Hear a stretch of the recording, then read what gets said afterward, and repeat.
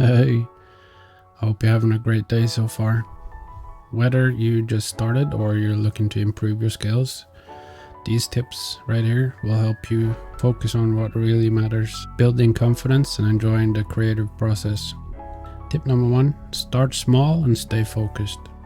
When I first started, I had big ideas and wanted to create complex models straight away, but I quickly realized that starting with a smaller project was a lot easier to manage, and that really made a huge difference.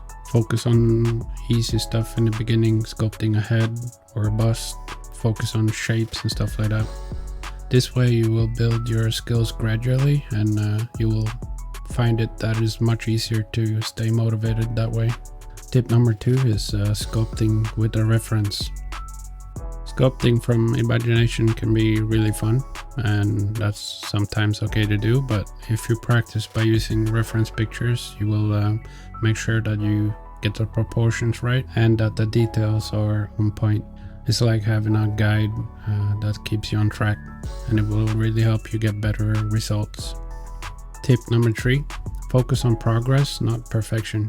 It's easy to get caught up in trying to make everything perfect, but what really matters is progress. Celebrate your small wins.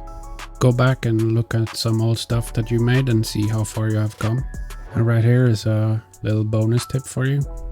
One really good way of keeping track of your progress and also to grow as an artist much faster is to join art related discords. There is loads of them out there.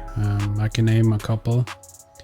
We got 3D Mutiny, J Hill, we got Chaos Masons, Abe Leal. There is a bunch of them out there. Why this will help you is because